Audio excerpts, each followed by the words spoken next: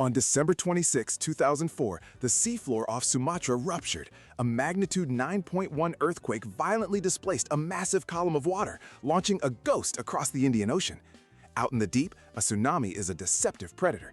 It travels at the speed of a jet plane, over 700 kilometers per hour, but its height is barely a meter. A ship could pass right over it and notice nothing.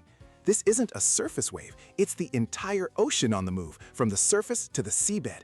As this immense energy approaches land, it hits the shallow coastal shelf. The wave is forced to slow down, but its energy has nowhere to go but up.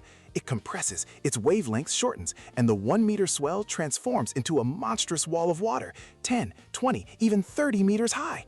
What hit the coasts of 14 countries that day wasn't just water. It was a churning mass of debris, buildings, cars, trees, that destroyed everything in its path.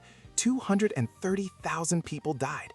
For many, there were hours of travel time, but no warning system existed to alert them. That catastrophe was a brutal lesson. In its wake, Australia built the Joint Australian Tsunami Warning Center.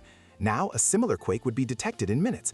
Deep ocean buoys would confirm the wave's existence, and alerts would be sent to millions via SMS and media broadcasts, providing hours of warning for a distant threat. The system is a testament to learning from disaster. Technology provides the crucial early warning, but survival still comes down to one simple action. When the alert comes or the ground shakes, get to high ground.